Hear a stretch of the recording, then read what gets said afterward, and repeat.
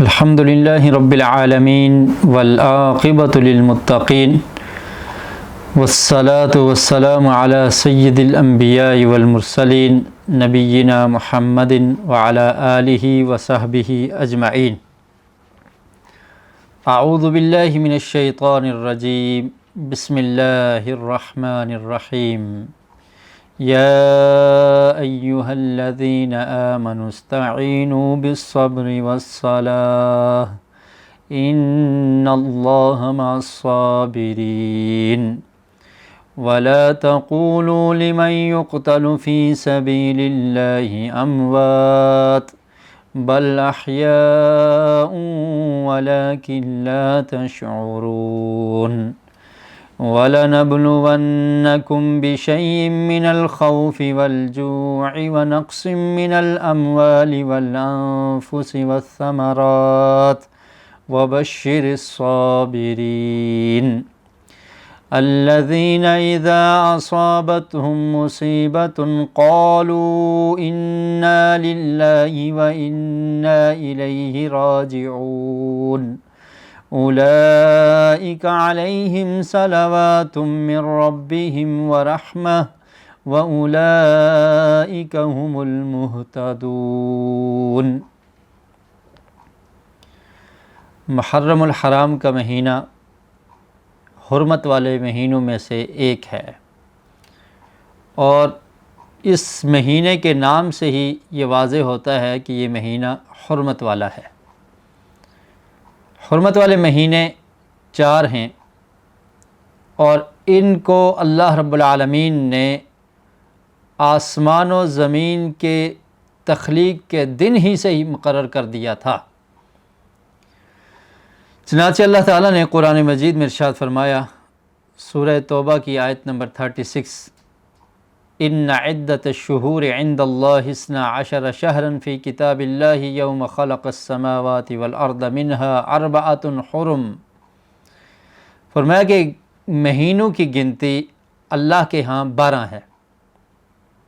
ایک سال میں 12 مہینے ہوتے ہیں، اور اس کو اللہ رب العالمین نے مقرر کر دیا ہے۔ فی کتاب اللہ، اللہ نے اس کو اپنی کتاب میں لکھ دیا۔ یوم خلق السماوات والارض، جس دن آسمانوں اور زمین کو پیدا کیا اس دن سے ہی اللہ تعالیٰ کی کتاب میں مہینوں کی گنتی 12 مقرر کر دی گئی۔ منہا 4 حرم، ان میں سے 4 حرمت والے مہینے ہیں، اور اس کی وضاحت نبی کریم صلی اللہ علیہ وسلم نے کر دی کہ وہ 4 مہینے حرمت والے کون سے ہیں۔ ذی القعدہ، ذی الحجہ، اور اس کے بعد محرم، یہ تینوں اکٹھے ہیں، اور چوتھا مہینہ رجب ہے۔ تو یہ 4 مہینے حرمت والے ہیں۔ فرمایا ذالک الدین القیم، قیم یہ مضبوط دین ہے۔ فلا تظلموا فیہن انفسکم، اور ان مہینوں میں ان کی حرمت کا خیال رکھتے ہوئے تم نے ان مہینوں میں اپنی جانوں پر ظلم نہیں کرنا۔ مراد یہ ہے کہ کسی پہ ظلم نہیں کرنا، قتل و غارت نہیں، ظلم و زیادتی نہ ہو۔ ان مہینوں کی قدر کرتے ہوئے خصوصاً اور اسپیشل ان مہینوں میں ظلم سے باز رہنا ہے۔ وَقَاتِلُوا الْمُشْرِكِينَ كَافَّةً كَمَا يُقَاتِلُونَكُمْ كَافَّةً وَاعْلَمُوا أَنَّ اللَّهَ مَعَ الْمُتَّقِينَ۔ تو یہ 4 مہینے حرمت والے، ان مہینوں میں ایک مہینہ جس کا نام ہے محرم، اس مہینے کا آغاز ہو چکا ہے۔ یہ حرمت والا ایک مہینہ ہے، اور اس کی حرمت اللہ رب العالمین نے آسمان و زمین کو جس دن پیدا کیا اس دن سے اس کو حرمت والا قرار دے دیا، اور اس کو حرمت والا مقرر کر دیا۔ اور اس مہینے کی ایک خاص فضیلت یہ بھی ہے کہ اس مہینے کو حدیث میں نبی کریم صلی اللہ علیہ وسلم نے شہر اللہ کہا ہے، کہ یہ اللہ کا مہینہ ہے۔ صحیح بخاری میں یہ روایت ہے، نبی کریم صلی اللہ علیہ وسلم سے پوچھا گیا، سوال کیا گیا، حضرت ابو ہریرہ رضی اللہ تعالیٰ عنہ اس کے راوی ہیں، صحیح مسلم میں اس کا نمبر ہے 1163۔ پوچھا گیا ای الصلاۃ افضل بعد المکتوبہ و ای الصیام افضل بعد شہر رمضان، فرمایا کہ فرضی نماز کے بعد سب سے افضل نماز کون سی ہے؟ تو اللہ کے رسول صلی اللہ علیہ وسلم نے ارشاد فرمایا الصلاۃ فی جوف اللیل، رات کو نماز پڑھنا، تہجد کی نماز یہ سب سے افضل ہے فرض نماز کے بعد۔ اور پھر دوسرے سوال کا جواب دیا، پوچھا گیا کہ رمضان کے بعد سب سے افضل روزے کس مہینے کے ہیں؟ تو آپ نے فرمایا الصیام بعد شہر رمضان صیام شہر اللہ المحرم، رمضان کے روزوں کے بعد سب سے افضل روزے وہ محرم کے مہینے کے روزے ہیں۔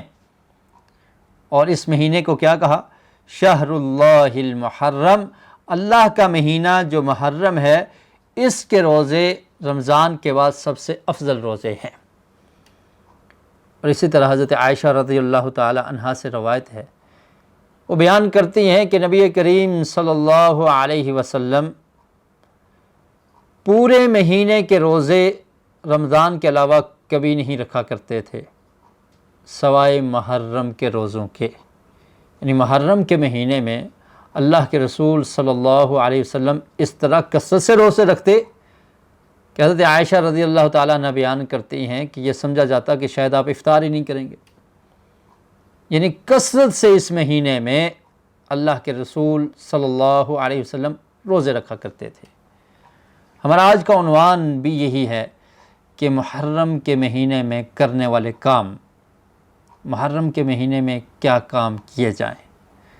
تو سب سے پہلا اور افضل عمل یہ ہے کہ اس کی حرمت کا خیال رکھا جائے، اس مہینے میں ظلم و زیادتی نہ کی جائے، اس مہینے میں عبادات کی کثرت اور زیادہ سے زیادہ عبادت کرنے کی کوشش کی جائے، اور ایک خاص عبادت جو اس مہینے کی ہے وہ محرم کے مہینے کے روزے رکھنا ہے۔ نبی کریم صلی اللہ علیہ وسلم اس مہینے میں کثرت سے روزے رکھا کرتے تھے۔ اور اس کے ساتھ ساتھ ایک بات یہ بھی سمجھنے کی ہے کہ محرم کا مہینہ اسلامی سال کا پہلا مہینہ ہے۔ جیسے ہمیں عیسوی سال کے مہینوں کے نام یاد ہوتے ہیں، ان کی تعداد کا بھی علم ہوتا ہے اور ان کی تاریخوں کا بھی علم ہوتا ہے، ایسے ہی ہمیں اسلامی اور ہجری سن کی ابتدا اور انتہا کا بھی پتہ ہونا چاہیے، اس کے مہینوں کے نام بھی ہمیں یاد ہونے چاہیے۔ تو اسلامی سال، ہجری سال کا پہلا مہینہ وہ محرم کا مہینہ ہے، اس سے نئے سال کا آغاز ہوتا ہے۔ اور جب ایک نئے سال کا آغاز انسان کی زندگی میں ہو تو اسے یہ غور و فکر کرنا چاہیے، تدبر کرنا چاہیے، سوچ و بچار کرنی چاہیے، اپنے گریبان میں جھانکنا چاہیے، جیسا کہ اللہ تعالیٰ نے قرآن مجید میں ارشاد فرمایا یا ایھا الذین آمنوا اتقوا اللہ ولتنظر نفس ما قدمت لغد، کہ زندگی کا ایک سال اور کم ہو چکا ہے، اے ایمان والو اللہ سے ڈر جاؤ، وَلْتَنْظُرْ نَفْسٌ مَا قَدَّمَتْ لِغَدٍ، اور تم میں سے ہر نفس، ہر جان یہ سوچے، یہ فکر کرے کہ اس نے کل کے لیے کیا بھیجا ہے۔ وہ کل کون سا کل ہے؟ جب انسان کی آنکھیں بند ہو جائیں گی، جب انسان کی روح اس کے گردن سے جدا ہو جائے گی، اس کی باڈی ڈیڈ ہو جائے گی، وہ خود سے حرکت نہیں کر سکے گا، وہ خود سے وضو اور غسل نہیں کر سکے گا، وہ خود سے پہن نہیں سکے گا، اسے وضو، غسل، کفن پہنانے کے بعد مٹی کے گڑھے کے اندر دفن کر دیا جائے گا۔ وہاں سے جس کل کی ابتدا ہونے والی ہے اس کے بارے میں سوچ اور فکر کرنا، یہ نئے سال کا آغاز ہمیں یہ سبق دیتا ہے کہ ہم نے یہ سوچنا ہے، اپنے گریبان میں جھانکنا ہے کہ سابقہ سال اور زندگی کے کئی سال کس طرح سے گزر گئے پتہ نہیں چلا۔ آج نئے سال کا آغاز ہم پھر سے کر رہے ہیں، تو سابقہ غلطیوں پر معافی مانگنا اور آئندہ کے لیے پلاننگ کرنا، عزم کرنا، ارادہ کرنا، وعدہ کرنا کہ اللہ رب العالمین آئندہ آنے والی زندگی اور اس نئے سال میں فلاں نیک کام کروں گا اور تیری اطاعت اور فرما برداری میں اپنی زندگی بسر کروں گا. یہ ایک جوش، یہ جذبہ اور یہ عہد اور یہ عزم بھی ہم نے کرنا ہے. اور پھر یہ محرم کا مہینہ، اسلامی سال کا پہلا مہینہ، ہجری سال کا پہلا مہینہ، اس کو کیسے پہلا مہینہ قرار دے دیا گیا؟ 17 ہجری میں حضرت عمر فاروق رضی اللہ تعالیٰ عنہ کی خلافت کا یہ دور ہے. ابو موسیٰ اشعری رضی اللہ تعالیٰ عنہ یمن کے گورنر ہیں. آپ کے پاس حضرت عمر فاروق رضی اللہ تعالیٰ عنہ کے خطوط، پیغامات جایا کرتے تھے اور ان پر تاریخ درج نہیں ہوا کرتی تھی. ابو موسیٰ اشعری رضی اللہ تعالیٰ عنہ نے یہ مشورہ دیا کہ عمر، تاریخ کو لکھا جائے لیٹر پر، اور پھر اس کے لیے تاریخ کون سی لکھی جائے؟ حضرت عمر فاروق رضی اللہ تعالیٰ عنہ نے صحابہ کرام کو جمع کیا اور ان سے مشورہ کرنے کے بعد یہ فائنل کیا کہ نبی کریم صلی اللہ علیہ وسلم کی ہجرت سے تاریخ کا آغاز کیا جائے. آپ دیکھیں جتنے بھی سن ہیں، جو تواریخ دنیا میں قائم ہیں، وہ کسی واقعے پر ہیں. عیسوی سال ہے، عیسیٰ علیہ السلام کی ولادت سے اس کا آغاز کیا گیا. تو صحابہ کرام نے یہ مشورہ کیا اور مشورے کے بعد یہ فائنل کیا کہ نبی کریم صلی اللہ علیہ وسلم 13 نبوت کو ذی الحجہ کے آخر میں مدینہ منورہ کی طرف ہجرت کا منصوبہ طے کر لیا گیا تھا. 13 نبوت، اسلامی سال کا یہ آخری مہینہ جس کو ذی الحجہ کا مہینہ کہا جاتا ہے، اس کے آخر میں پیارے رسول صلی اللہ علیہ وسلم مکہ کو چھوڑ کر مدینہ کی طرف آ گئے.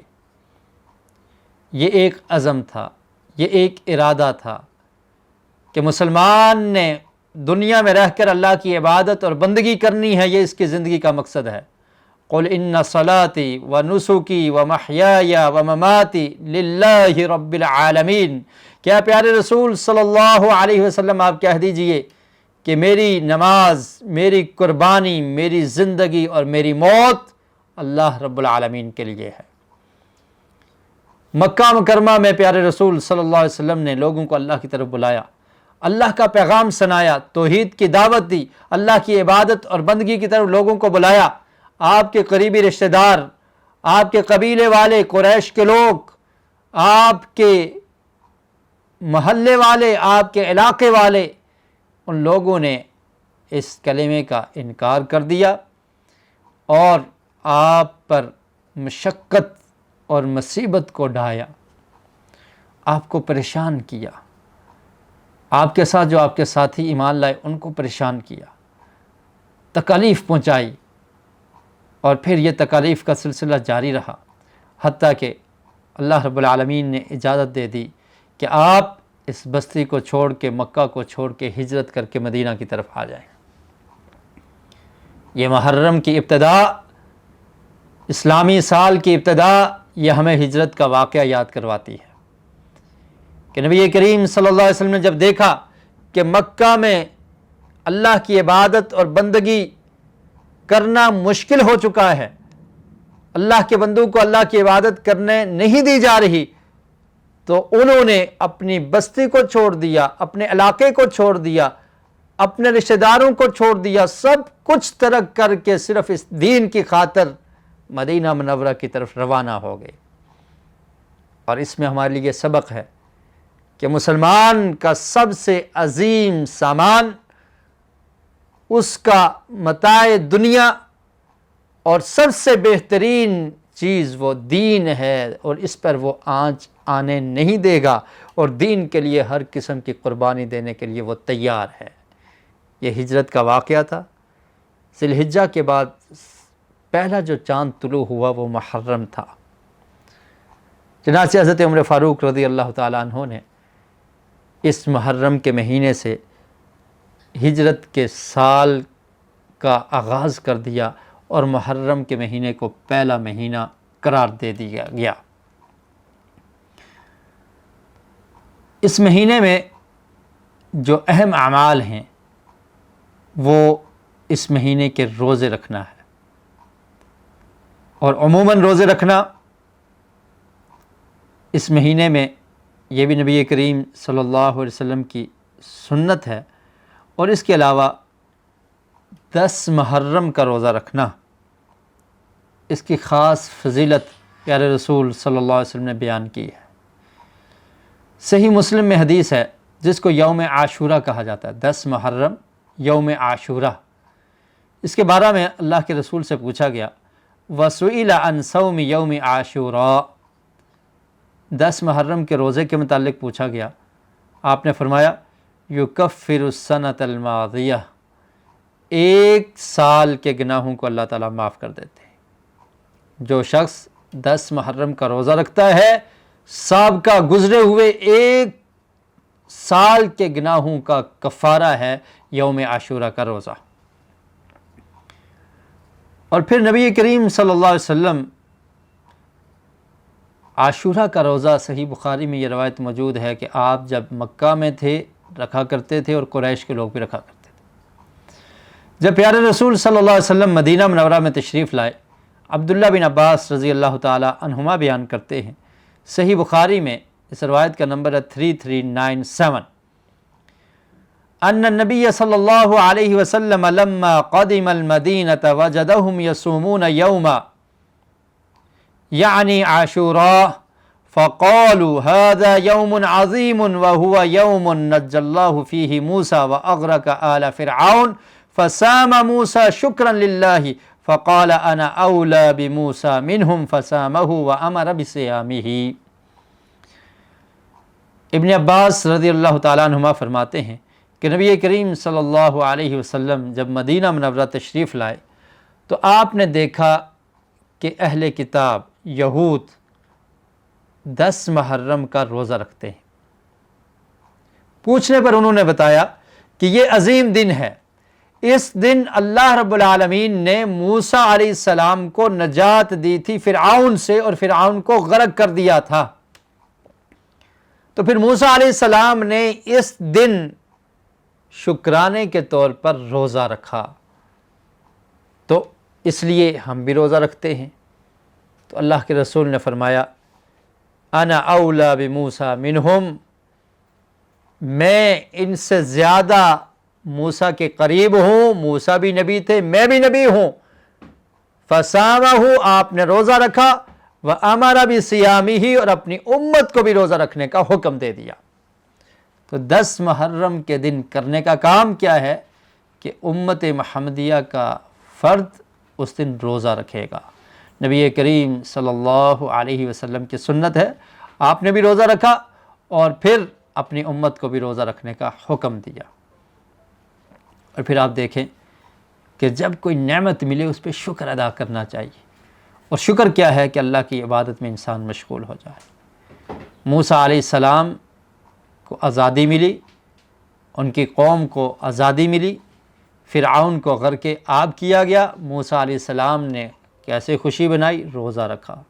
اللہ کے رسول صلی اللہ علیہ وسلم نے بھی جب یہ بات سنی تو آپ نے خود بھی روزہ رکھا اور امت کو بھی روزہ رکھنے کا حکم دیا کہ ہم بھی موسیٰ علیہ السلام کی اس خوشی میں شریک ہیں۔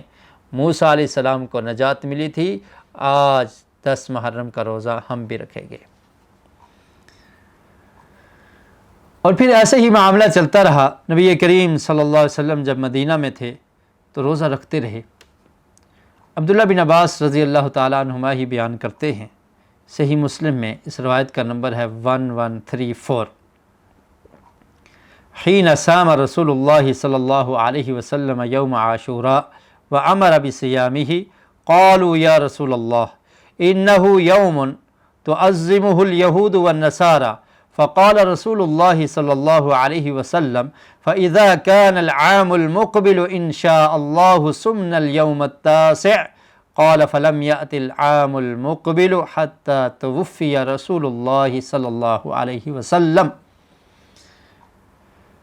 فرماتے ہیں کہ اللہ کے رسول 10 محرم کا روزہ رکھتے تھے اور روزہ رکھنے کا آپ نے حکم بھی دیا، تو آپ سے کہا گیا کہ اللہ کے رسول یہ تو ایسا دن ہے کہ جس کی عزت یہود و نصارہ کرتے ہیں۔ یہود کس وجہ سے کیا کرتے تھے کہ موسیٰ علیہ السلام کو اس دن نجات ملی ہے، اس دن روزہ رکھا کرتے تھے، تو فرمایا کہ وہ بھی ایسا کرتے ہیں، اور اللہ کے رسول یہود و نصارہ کی مخالفت کا حکم دیا کرتے تھے۔ وَخَالِفُ الْيَهُودَ وَالنَّصَارَى، بہت ساری روایات ہیں۔ ایک روایت میں یہ بھی فرمایا کہ مجوسیوں کی مخالفت کرو اور داڑھی کو بڑھا دو۔ تو جو غیر مسلم ہیں ان کے طور و طریقے کو اپنانے سے اللہ کے رسول روکا کرتے تھے، منع کیا کرتے تھے کہ ان کی تقلید نہیں کرنا، ان کے راستوں پہ، ان کے ڈگر پہ نہیں چلنا، ان کے اسلوب زندگی کو، ان کے طریقہ کار کو نہیں اپنانا، بلکہ ان کی مخالفت کرنی ہے۔ صحابہ کرام نے کہا اللہ کے رسول اس دن کی تعظیم تو یہودی بھی کرتے ہیں، تو آپ نے فرمایا فَإِذَا كَانَ الْعَامُ الْمُقْبِلُ إِنْ شَاءَ اللَّهُ سُمْنَ الْيَوْمَ التَّاسِعَ، کہ اگر اگلا سال آیا، اللہ نے چاہا تو ہم 9 کا بھی روزہ رکھیں گے، 9 محرم کا بھی۔ اور پھر ابن عباس فرماتے ہیں کہ فَلَمْ يَأْتِ الْعَامُ الْمُقْبِلُ حَتَّى تُوفِّيَ رسول اللہ صلی اللہ علیہ وسلم، کہ اگلا سال آنے سے قبل ہی اللہ کے رسول وفات پا گئے۔ اور اسی طرح ایک روایت کے الفاظ ایسے ہیں لَإِن بَقِيتُ إِلَىٰ قَابِلٍ لَأَصُومَنَّ التَّاسِعَ، اللہ کے رسول نے فرمایا کہ اگر میں اگلے سال تک باقی رہا تو میں 9ویں کا روزہ رکھوں گا۔ یہاں پر ایک مسئلہ یہ بھی ہے کہ بعض لوگ سمجھتے ہیں کہ اب صرف 9 محرم کا ہی روزہ رکھنا چاہیے، 10 کا نہیں رکھنا چاہیے۔ حالانکہ 10 محرم کے روزے کی فضیلت بھی آپ نے سنی، اللہ کے رسول نے فرمایا کہ 1 سال کے گناہ معاف ہو جاتے ہیں، اور وہاں پر عاشورہ کا ذکر ہے، 10ویں محرم کے روزے کا ذکر ہے، اور پھر فرمایا اللہ کے رسول نے روزہ رکھا 10 محرم کا، وَأَمَرَ بِصِيَامِهِ، اور روزہ رکھنے کا حکم بھی دیا۔ تو یہ اللہ کے رسول صلی اللہ علیہ وسلم کی عملی سنت موجود ہے کہ آپ 10 محرم کا روزہ رکھا کرتے تھے۔ اور آخری سال جب آپ کو بتایا گیا کہ یہود و نصارہ کی مخالفت کی جائے، تو آپ نے فرمایا کہ اگلے سال اگر میں زندہ رہا تو 9 کا بھی رکھوں گا۔ تو اس کا معنی یہ کیا جائے گا، محدثین نے یہ بات سمجھی ہے، اسلاف نے یہ سمجھی ہے کہ اللہ کے رسول کے کہنے کا مطلب یہ تھا کہ آپ 9ویں کا بھی رکھیں گے اور 10ویں کا بھی رکھیں گے، تاکہ یہود و نصارہ کی مخالفت ہو جائے۔ اور ایک روایت جس کو محدثین نے ضعیف کہا ہے، اس میں اس طرح سے الفاظ ہیں خالف الیہود صوموا قبلہ او بعدہ، کہ یہودیوں کی مخالفت کرو، 10 سے 1 دن پہلے یا بعد میں روزہ رکھ لو۔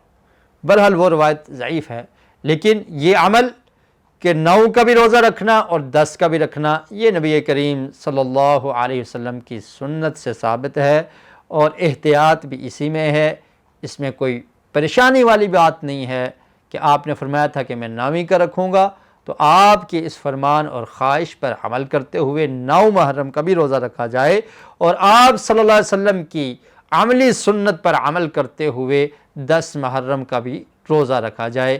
تو محرم کے مہینے میں کثرت سے روزے رکھنا، اور خاص کر کے 9 اور 10 محرم کا روزہ رکھنا، اس کی خاص فضیلت ہے۔ اور اس کے علاوہ محرم کے مہینے میں جن بدعات کا ارتکاب کیا جاتا ہے ان سے بچنا نہایت ضروری ہے۔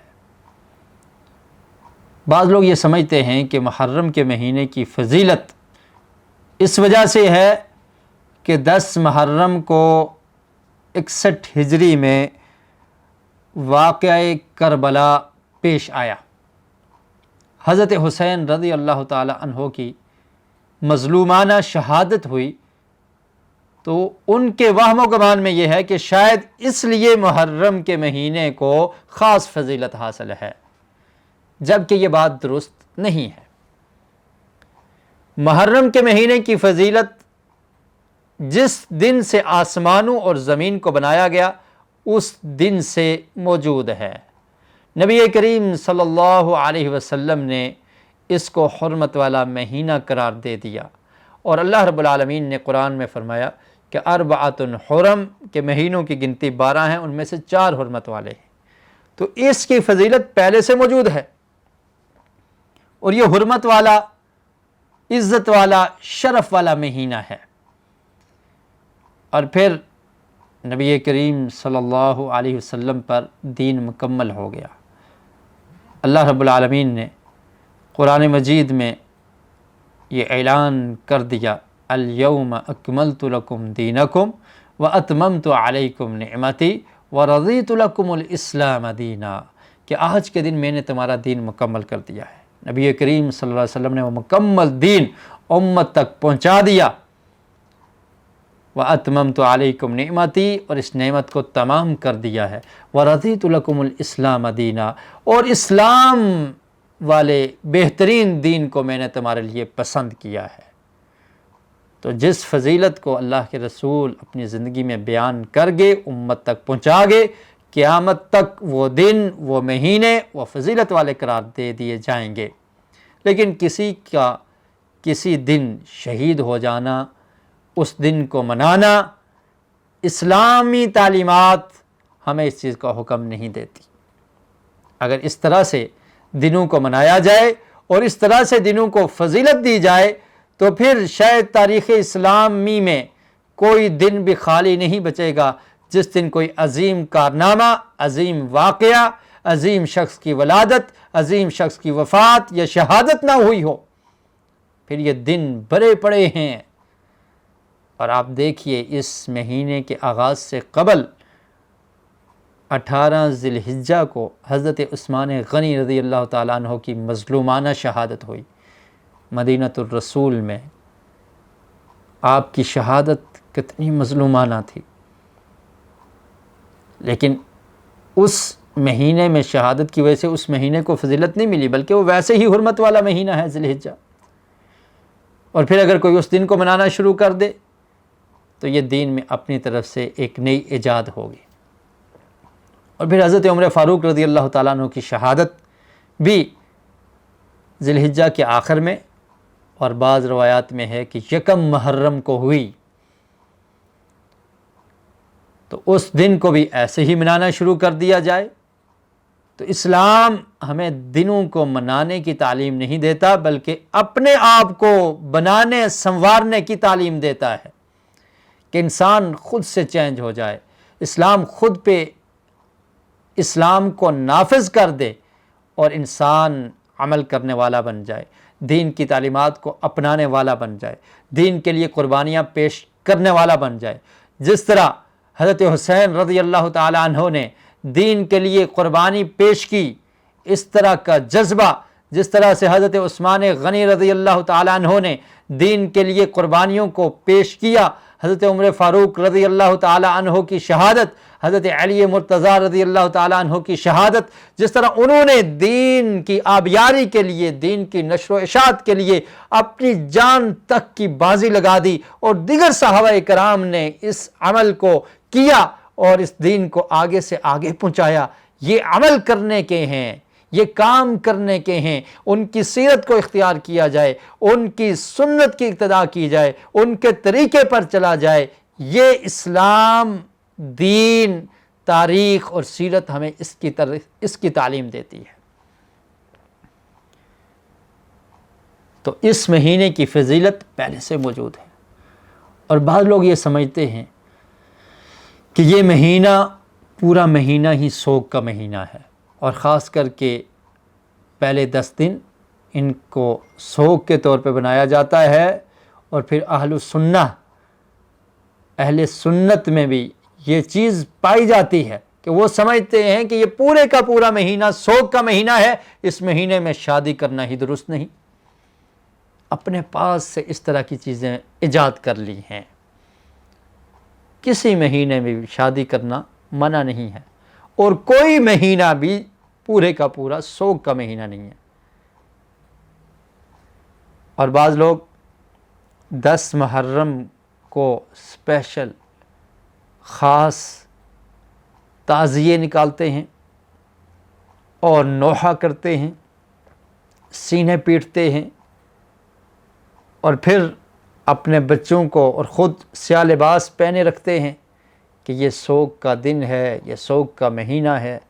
اس طرح کے کام کرنا شریعت، اسلام، دین، نبی کریم صلی اللہ علیہ وسلم کے فرامین ہمیں ان کی قطعاً اجازت نہیں دیتے۔ خود سے یہ رسم و رواج بنا لیے گئے ہیں، خود سے یہ طور و طریقہ اختیار کر دیا گیا ہے، اختیار کر لیا گیا ہے اور اس کو اپنا لیا گیا ہے، اور ہر سال اس طرح کے اعمال کیے جاتے ہیں۔ تعزیہ، اور پھر بعض لوگ اس دن نذر و نیاز حضرت حسین رضی اللہ تعالیٰ عنہ کے نام کی نذر و نیاز تقسیم کرتے ہیں، حالانکہ اللہ کے نام کے علاوہ کسی کے نام پر کوئی عبادت کرنا اور نذر و نیاز کرنا یہ بھی ایک عبادت ہے، یہ درست اور جائز نہیں۔ اور پھر سبیل لگانا اور اس طرح کی بے شمار بدعات ہیں جو اس مہینے میں کی جاتی ہیں، تو ہم نے سنت کا خیال کرنا ہے، ان بدعات سے بچنا ہے۔ ان میں ایک بڑی بدعت جسے ماتم کہا جاتا ہے اور نوحہ کیا جاتا ہے، اس طرح کی مجالس منعقد کر کے اس میں افسانوی انداز میں اور سٹوریز بیان کی جاتی ہیں حضرت حسین رضی اللہ تعالیٰ عنہ کے متعلق، کوئی سچ اور جھوٹ کو مکس کر کے لوگوں میں مشہور کر دیا جاتا ہے اور لوگوں کو سٹوریز سنا کر ان کو ابھارا جاتا ہے ماتم کرنے پر، نوحہ کرنے پر، چہرے پیٹنے پر، اور پھر چھریاں چلائی جاتی ہیں۔ یہ تمام کام شریعت ہمیں ان چیزوں سے روکتی ہے اور منع کرتی ہے۔ نبی کریم صلی اللہ علیہ وسلم کا ارشاد ہے، صحیح بخاری میں حدیث ہے، آپ نے فرمایا لیس منا من ضرب الخدود وشق الجیوب ودعا بدعوى الجاہلیہ، اور ایک روایت کے الفاظ ہیں لیس منا من لطم الخدود وشق الجیوب ودعا بدعوى الجاہلیہ، کہ وہ شخص ہم میں سے نہیں جس نے اپنے گریبان کو چاک کیا، جس نے اپنے چہرے کو پیٹا، لطم الخدود، جس نے اپنے چہرے کو پیٹا، وشق الجیوب، اور گریبان کو چاک کر دیا، ماتم کرتا رہا، کبھی سینے کو پیٹتا ہے، کبھی چہرے کو پیٹتا ہے، کبھی سر کو پیٹتا ہے۔ اللہ کے رسول نے فرمایا کہ یہ ہم میں سے نہیں ہے۔ ودعا بدعوى الجاہلیہ، اور جاہلیت کی آواز لگائی، نوحہ کیا کہ ہائے افسوس، یہ ہو گیا، وہ ہو گیا، تو یہ عمل درست اور ثابت نہیں ہے۔ اور پھر نبی کریم صلی اللہ علیہ وسلم کا ارشاد ہے، صحیح بخاری میں آقا علیہ السلام نے ارشاد فرمایا بریء من السالقۃ والحالقۃ والشاقۃ، عورتوں میں چونکہ یہ اعمال زیادہ پائے جاتے ہیں تو آپ نے فرمایا کہ میں اس شخص سے بری ہوں، اس عورت سے بری ہوں، السالقہ جو بین کرنے والی عورتیں ہیں، جو آوازیں نکال نکال کر افسوس اور اس طرح کی صدائیں بلند کرتی ہیں، والحالقہ، اور غم کی وجہ سے اپنے سر کے بال منڈا دیتی ہیں، والشاقہ، اور گریبان پھاڑنے والی، فرمایا میں ان سے بری ہوں۔ اسلام ہمیں اس چیز کی اجازت نہیں دیتا۔ اور پھر صحیح بخاری کی ایک روایت ہے، صحیح مسلم میں ابو مالک الاشعری رضی اللہ تعالیٰ عنہ بیان کرتے ہیں کہ پیارے رسول صلی اللہ علیہ وسلم نے ارشاد فرمایا اربع فی امتی من امر الجاہلیہ، میری امت میں 4 کام ایسے ہیں جو جاہلیت کے کام ہیں۔ سب سے پہلے لا یترکونہن، اور وہ اس کو چھوڑتے نہیں ہیں، الفخر فی الاحساب والطعن فی الانساب، اپنے حسب و نسب میں فخر کرنا اور دوسرے کے نسب میں طعن کرنا، اس کو طعنہ دینا، اس کو بے عزت کرنا کہ تیرا فلاں نسل سے تعلق ہے، تیرا فلاں قوم اور برادری سے تعلق ہے، تیرا نسب نامہ فلاں شخص سے جا کر ملتا ہے، اس کو طعن و تشنیع کرنا، یہ جاہلیت کا کام ہے۔ کسی کو کسی پر فخر اور تکبر کرنا یہ درست نہیں ہے، کسی کو کسی پر کوئی فضیلت نہیں ہے سوائے تقوی کے، کہ جو شخص اللہ سے ڈرنے والا ہے، متقی ہے، ان اکرمکم عند اللہ اتقاکم، جو زیادہ متقی ہے، اللہ سے ڈرنے والا ہے، اس کی فضیلت اور شان ہے، وہ اللہ کے نزدیک زیادہ معزز ہے۔ باقی تمام انسان برابر ہے۔ حسب و نسب کا تان دینا یہ جاہلیت کا عمل ہے۔ اور پھر فرمایا والاستسقاء بالنجوم، جیسے جاہلیت میں لوگ تاروں سے بارش طلب کیا کرتے تھے، جب بارش ہو تو وہ سمجھتے تھے کہ یہ فلاں تارے کی وجہ سے ہے، اس کی گردش کی وجہ سے ہے۔ اور والنیاح، نوحہ کرنا، یہ عمل بھی فرمایا کہ جاہلیت کے امور میں سے ہے۔ اسی لیے اللہ کے رسول نے فرمایا ودعا بدعوی الجاہلیہ، کہ جو شخص جاہلیت کی آواز نکالتا ہے، وویلا کرتا ہے، نوحہ کرتا ہے، مرثیہ کرتا ہے، یہ جاہلیت کے کام ہیں۔ اور پھر فرمایا وقال النائحة اذا لم تتب قبل موتها تقام یوم القیامت وعلیها سربال من قطران ودرع من جرب، فرمایا ایسی عورت جو نوحہ کرتی تھی، بے صبری کرتی تھی، اللہ کی تقدیر پر اس نے صبر نہیں کیا، نوحہ کرتی رہی اور مرنے سے پہلے وہ توبہ نہ کر سکی، تو قیامت کے دن اس کو ایک قمیص پہنائی جائے گی، چاندی کی قمیض ہوگی اور اس میں خارش ہوگی، وَدِرْعٌ مِّن جرب، اور ایک قمیض ہوگی خارش والی، تپش، اور اس چاندی کی قمیض کی تپش، گرمی، اور پھر خارش کہ وہ اپنے جسم پر خارش محسوس کرے گی۔ اللہ المستعان۔ تو یہ کام ماتم کرنا، مرثیہ کرنا، جاہلیت کی آواز نکالنا، اسلام ہمیں اس چیز کا درس نہیں دیتا، بلکہ اللہ رب العالمین نے مومنین کو قرآن مجید میں صبر کا حکم دیا ہے۔ فرمایا ان لوگوں کے لیے یا ایھا الذین آمنوا استعینوا بالصبر والصلاۃ ان اللہ مع الصابرین، مصیبت آتی ہے، پریشانی آتی ہے، لیکن مومن نے کیا کرنا ہے؟ صبر کرنا ہے۔ اے ایمان والو، اللہ سے صبر اور نماز کے ذریعے مدد طلب کرو، نماز پڑھو، صبر کرو، ان اللہ مع الصابرین، اللہ صبر کرنے والوں کے ساتھ ہے۔ اور پھر شہداء کا نام لے کر وویلا کرنا، ماتم کرنا اور لوگوں کو اس طرف لگا دینا۔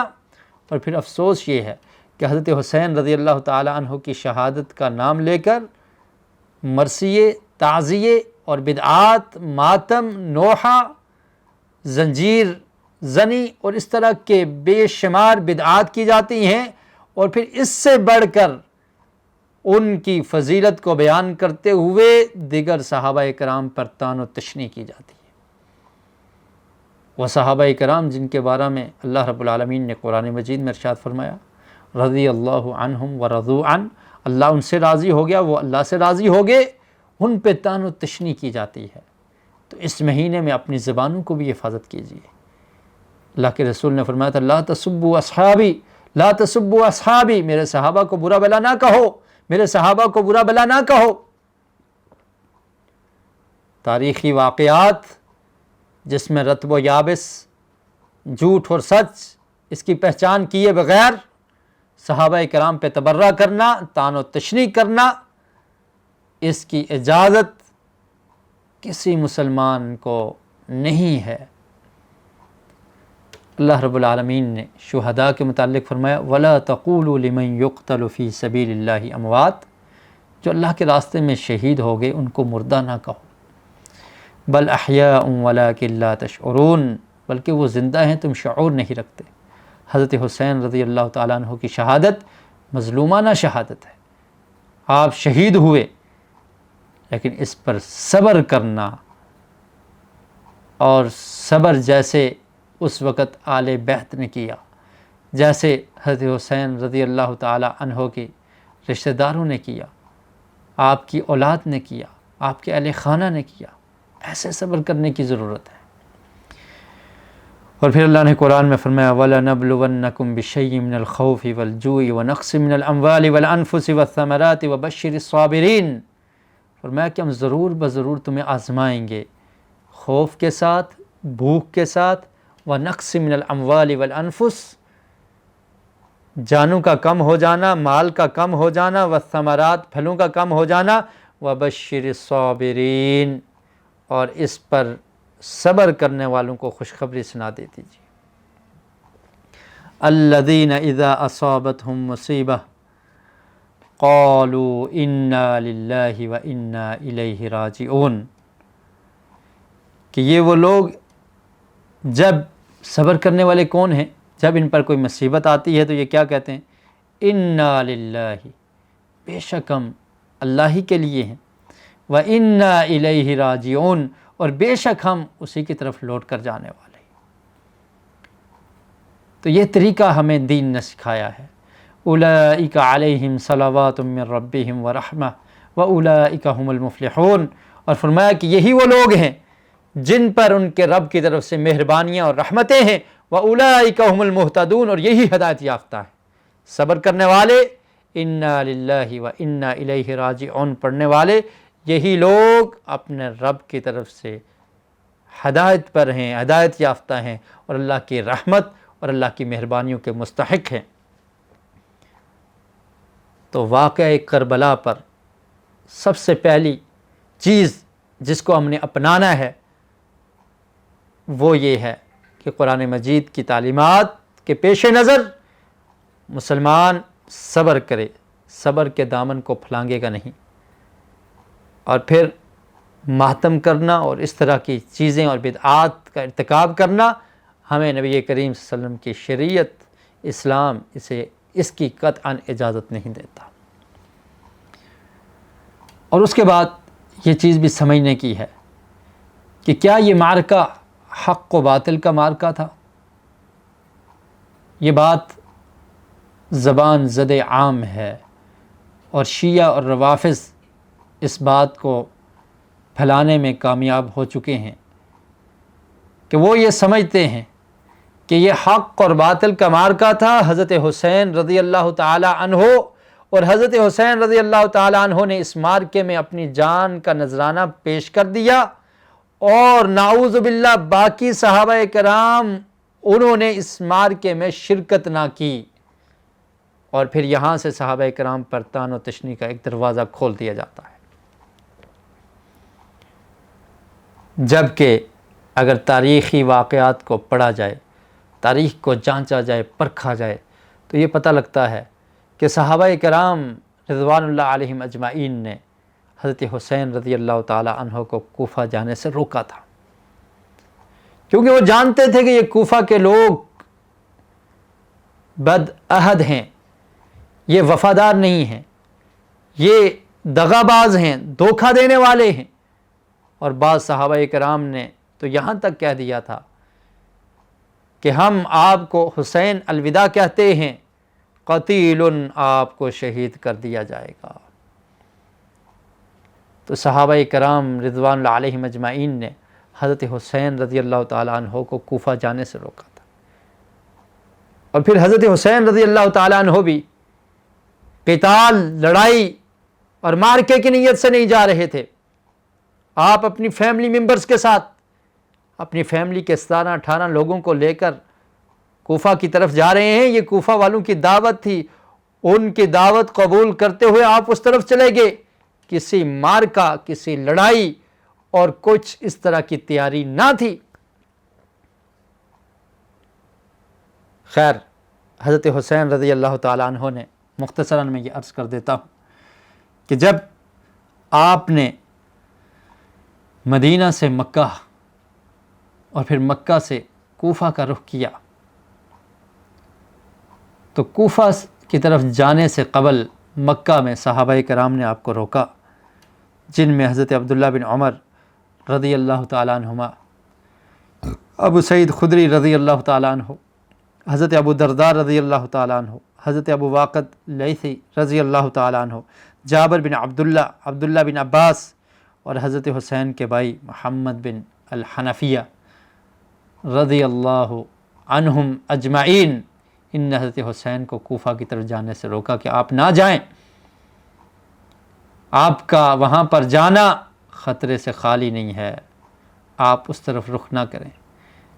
بلکہ مکہ کے گورنر کی طرف سے یہ خط بھی لکھوا کر حضرت حسین کو پیش کیا گیا کہ آپ مکہ میں رہ جائیں، آپ کو یہاں پر کوئی تکلیف نہیں ہوگی، آپ کو کوئی پریشان نہیں کرے گا۔ لیکن کوفی لا یوفی، وفا کرنے والے نہیں تھے، انہوں نے حضرت حسین کو خط لکھ کر مجبور کر دیا اور حضرت حسین ان کی آواز پر کوفہ کی طرف روانہ ہو گئے۔ حضرت حسین رضی اللہ تعالیٰ عنہ نے اپنے جانے سے پہلے مسلم بن عقیل، آپ کے چچا زاد بھائی تھے، ان کو کوفہ کی طرف روانہ کیا کہ آپ وہاں کی خبر لے آئیں۔ مسلم بن عقیل گئے اور جب کوفہ میں پہنچے، کوفہ کے لوگوں نے استقبال کیا، آپ وہاں پر رہے اور کوفی لوگوں نے آپ کو یہ محسوس کروایا کہ ہم آپ کے اور حضرت حسین رضی اللہ تعالیٰ عنہ کے ساتھ ہیں اور آپ کے مخلص ہیں۔ چنانچہ مسلم بن عقیل رضی اللہ تعالیٰ عنہ نے حضرت حسین کو خط لکھ دیا کہ یہاں کے لوگ آپ کے منتظر ہیں، آپ تشریف لائیے۔ حضرت حسین رضی اللہ تعالیٰ عنہ کو جب یہ خط ملتا ہے، آپ صحابہ کرام کے روکنے کے باوجود اپنے فیصلے پر قائم رہتے ہیں اور پھر وہاں سے مکہ سے کوفہ کی طرف روانہ ہو جاتے ہیں۔ اب راستے میں یہ خبر ملتی ہے کہ مسلم بن عقیل کو شہید کر دیا گیا ہے۔ کوفیوں پر جب سختی ہوئی، عبید اللہ بن زیاد نے جب حالات کو دیکھ کر ان کو کنٹرول کرنا چاہا تو مسلم بن عقیل کا بھی ان لوگوں نے ساتھ چھوڑ دیا۔ مسلم بن عقیل شہید ہو جاتے ہیں۔ شہادت سے قبل انہوں نے حضرت حسین رضی اللہ تعالیٰ عنہ کے لیے پیغام بھیجا کہ آپ کوفہ کی طرف نہ آئیں۔ حضرت حسین رضی اللہ تعالیٰ عنہ جب کوفہ کے قریب پہنچے، آپ کو یہ پیغام مل گیا کہ مسلم بن عقیل کو شہید کر دیا گیا ہے، تو آپ نے واپس جانے کا ارادہ فرما لیا۔ مسلم بن عقیل کے بھائی بھی آپ کے ساتھ تھے۔ تاریخ طبری میں یہ روایت موجود ہے کہ انہوں نے کہا فَهَمَّ أَن يَرْجِيَ وَكَانَ مَعَهُ إِخْوَةُ مُسْلِمِ بْنِ عَقِيلٍ فَقَالُوا وَاللَّهِ لَا نَرْجِعُ حَتَّى نُصِيبَ بِثَأْرِنَا أَوْ نُقْتَلْ۔ انہوں نے کہا کہ اللہ کی قسم ہم واپس نہیں جائیں گے، ہم اپنے بھائی مسلم بن عقیل کا بدلہ لیں گے یا ہم وہاں پر شہید ہو جائیں گے۔ حضرت حسین رضی اللہ تعالیٰ عنہ نے بھی ایسا ہی کیا اور فرمایا کہ اگر تم جانے کے لیے تیار ہو تو پھر میں بھی تمہارے ساتھ ہوں۔ کوفہ کے قریب پہنچے تو عبید اللہ بن زیاد نے آپ کی طرف فوجی دستہ بھیجا، جس کا امیر ابن سعد، عمر بن سعد، ان کو مقرر کیا۔ وہ نہیں جانا چاہتے تھے، پھر بھی ان کو مجبوراً بھیجا گیا۔ جب ان کی حسین رضی اللہ تعالیٰ عنہ سے بات ہوئی تو حضرت حسین نے 3 شرائط پیش کی۔ الاصابہ میں یہ روایت موجود ہے اور اسی طرح تاریخ طبری میں بھی ہے۔ اختر منی احدى 3 اما ان الحق بصغر من الصغور واما ان ارجع الى المدینہ واما ان اضع یدی فی یدی یزید بن معاویہ فقبل ذلك عمر منہ۔ کہا کہ 3 شرائط ہیں۔ حضرت حسین نے کہا پہلی شرط یہ ہے کہ مجھے حدود میں بھیج دو، میں کفار سے مقابلہ کرنا چاہتا ہوں، جہاد کے لیے بھیج دو۔ دوسری شرط یہ ہے کہ یا مجھے واپس مدینہ جانے دے دیا جائے، اور تیسری شرط یہ ہے کہ مجھے شام میں یزید بن معاویہ کی طرف بھیج دیا جائے، میں اس کی بیعت کر لیتا ہوں۔ حضرت عمر بن سعد نے اس بات کو قبول کر لیا۔ عبید اللہ بن زیاد کو یہ پیغام بھیجا، لیکن عبید اللہ بن زیاد نے انکار کر دیا۔ اس نے کہا کہ میں اس وقت تک نہیں قبول کروں گا، لا اقبل منہ حتی یضع یدہ فی یدی، کہ یہاں تک کہ حضرت حسین میرے ہاتھ پر بیعت کر لیں، یزید کی بیعت کرنے سے پہلے میرے ہاتھ پر بیعت کر لیں۔ چنانچہ جب یہ شرائط نہ مانی گئی، عبید اللہ بن زیاد کی سختی اور پھر حضرت حسین رضی اللہ تعالیٰ عنہ سے جب بات طے نہ پائی، اختلافات بڑھتے گئے اور قتال کی صورت اختیار کر گئے، اور پھر حضرت حسین رضی اللہ تعالیٰ عنہ کو کربلا کے میدان میں مظلومانہ شہید کیا گیا۔ جن لوگوں نے حضرت حسین کو شہید کیا، جن لوگوں نے حضرت حسین رضی اللہ تعالیٰ عنہ پر ظلم کیا، وہ لوگ گناہ گار ہیں، وہ لوگ اللہ کی رحمت سے دور ہیں، وہ لوگ اللہ رب العالمین کے غضب کا شکار ہو سکتے ہیں۔ حضرت حسین رضی اللہ تعالیٰ عنہ نواسہ رسول، ان کی شہادت، لیکن جن کے بارے میں یہ وضاحت نہیں ہے کہ وہ اس قتل میں شریک تھے یا انہوں نے قتل کا حکم دیا یا پھر انہوں نے کسی قسم کا ان کے قتل میں تعاون کیا، تو ان کو مورد الزام ٹھہرانا اور اسی طرح صحابہ کرام اور دیگر تابعین اعظام کی کبار شخصیات کے خلاف طعن و تشنیع کرنا یہ درست نہیں ہے۔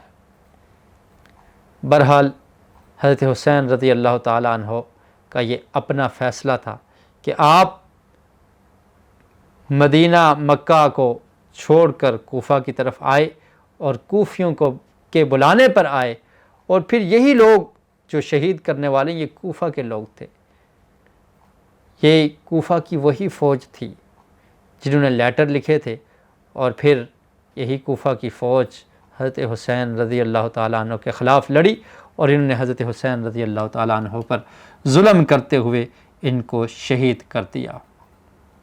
برکیف بتلانے کا مقصد یہ تھا کہ تاریخ میں اس طرح کے واقعات، شہادتوں کے واقعات بے شمار ہیں۔ حضرت عمر فاروق رضی اللہ تعالیٰ عنہ کی شہادت عظیم اور افسوسناک اور المناک واقعہ ہے۔ حضرت عمر فاروق، حضرت عثمان غنی رضی اللہ تعالیٰ عنہ کی شہادت، حضرت علی مرتضیٰ رضی اللہ تعالیٰ عنہ کی شہادت، حضرت حسین رضی اللہ تعالیٰ عنہ کی شہادت، یہ المناک واقعات ہیں۔ اللہ رب العالمین سے دعا ہے کہ اللہ تعالیٰ ان کی شہادتوں کو قبول فرمائے، ان کے درجات کو بلند فرمائے، اور ہمیں ان کے نقش قدم پر اور ان کی سیرت پر چلنے کی توفیق نصیب فرمائے۔ اور اس کے ساتھ ساتھ آخر میں یہ بتانا میں ضروری سمجھتا ہوں کہ اس مہینے میں وہ اعمال کیے جائیں جو نبی کریم صلی اللہ علیہ وسلم سے ثابت ہیں، جو آقا علیہ السلام نے ہمیں کرنے کا حکم دیا ہے، اور جو اس مہینے میں بدعات کی جاتی ہیں ان سے اجتناب کیا جائے، ان سے بچا جائے۔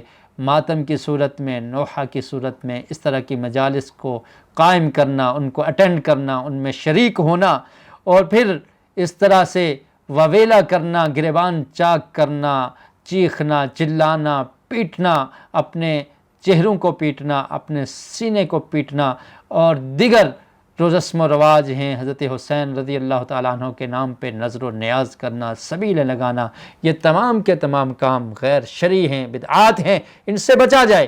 اور جو مسنون عمل ہیں اس مہینے میں کثرت سے روزہ رکھا جائے، ایک سال کے گزرنے پر اپنا احتساب کیا جائے، اپنے گریبان میں جھانکا جائے، آئندہ نئے سال کے آغاز کے ساتھ نئے عزم اور نئی تمنا اور نئے جوش اور ولولے کے ساتھ اللہ کے دین کی خدمت کی خاطر اپنے آپ کو پیش کیا جائے، اور خاص کر کے 9 محرم اور 10 محرم کا روزہ رکھنا جو نبی کریم صلی اللہ علیہ وسلم سے ثابت ہے اس کو اختیار کیا جائے، جس کی وجہ سے انسان کے 1 سال سابقہ کے گناہوں کو اللہ تعالیٰ معاف کر دیتے ہیں۔ اللہ رب العالمین سے دعا ہے کہ اللہ تعالیٰ ہمیں صحابہ کرام کی سیرت پر اور ان کے نقش قدم پر چلنے کی توفیق نصیب فرمائے۔ وآخر دعوانا ان الحمد للہ رب العالمین۔ سبحانک اللہم وبحمدک، اشہد ان لا الہ الا انت، استغفرک واتوب الیک۔